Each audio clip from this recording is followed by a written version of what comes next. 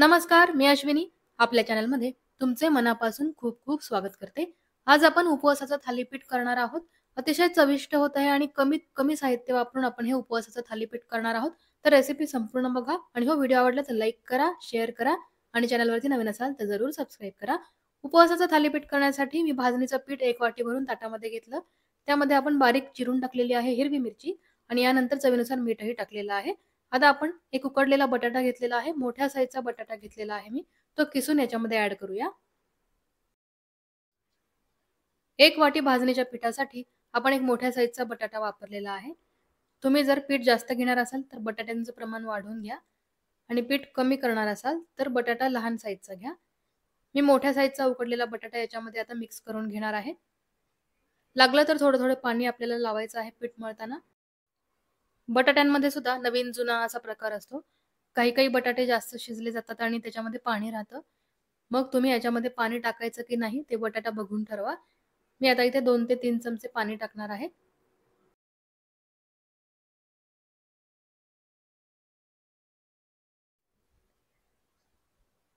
पीठ आपल्याला असं मळायचं आहे की थालीपीठ थापलं गेलं पाहिजे. यासाठी ना खूप घट्टही नाही करायचं आणि खूपच पातळ पीठ करायचं नाही. कारण हे वरईचं पीठ आहे, याला लगेचच पाणी सुटतं. त्याच्यामुळे आपण आहे ना थोडंसं सैलसर करायचं, खूप पातळ पीठ करायचं नाही. पीठ मळून झालेलं आहे. आता आपण याचं थालीपीठ थापून घेऊया. यासाठी मी बटर पेपर वापरणार आहे. तुमच्याकडे बटर पेपर नसेल तर तुम्ही इथे कापड वापरलं तरीही चालेल.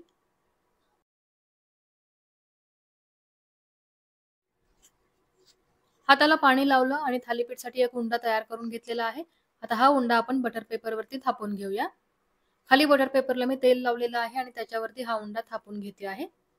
पीठ हाताला चिकटू नये म्हणून आपण मध्ये-मध्ये पाणी लावायचं हाताला आणि थालीपीठ थापून घ्यायचं. थालीपीठ थापून झालेलं आहे. आता आपण याला मध्ये 3 होल करूया. थालीपीठ करताना त्याला होल करायचे म्हणजे आपल्याला मध्ये तेल सोडता येतं आणि थालीपीठ अगदी चांगलं भाजता येतं. तवा मी आधीच गरम करायला ठेवला. याच्यावरती आपण थालीपीठ टाकूया. आता बटर पेपर काढून घेऊया. तेल किंवा तूप टाकून थालीपीठ चांगलं खरपूस भाजून घ्यायचं. कुठलंही थालीपीठ करताना म्हणजे तुम्ही उपवासाचं करा किंवा नेहमी आपण करतो ना थालीपीठाच्या भाजणीचं थालीपीठ ते करा. मध्ये 3 होल करायचे आणि त्याच्या मध्ये-मध्ये तेल किंवा तूप सोडायचं. याने ना अगदी छान भाजलं जातं थालीपीठ. गॅसची फ्लेम लो टू मीडियम करत आणि तूप टाकत हे थालीपीठ अगदी खरपूस भाजून घेणार आहे मी, की उपवासाचे खमंग थालीपीठ तयार होऊन जातील. तर तुम्ही सुद्धा सोप्या पद्धतीनं उपवासाचे थालीपीठ नक्की बनवा. अगदी चविष्ट होतात आणि अगदी पटकन होतात. आणि हे थालीपीठ कसे झाले हे मला कमेंट करून सांगायला बिलकुलच विसरू नका. तुम्हाला ही रेसिपी आवडली का? आवडलीच असणार. अगदी साधी सोपी उपवासाची रेसिपी आज आपण बघितलेली आहे. तुम्हाला ही रेसिपी आवडली असेल तर व्हिडिओला लाईक करा, शेअर करा. जास्तीत जास्त मित्रमंडळींना शेअर करा म्हणजे त्यांना सुद्धा अगदी मस्त उपवासाच्या थालीपीठाची रेसिपी मिळेल. नक्की व्हिडिओला लाईक करा, शेअर करा आणि चॅनलवरती नवीन असाल तर चॅनलला सबस्क्राईब करायला बिलकुलच विसरू नका.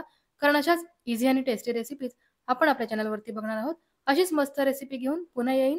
धन्यवाद.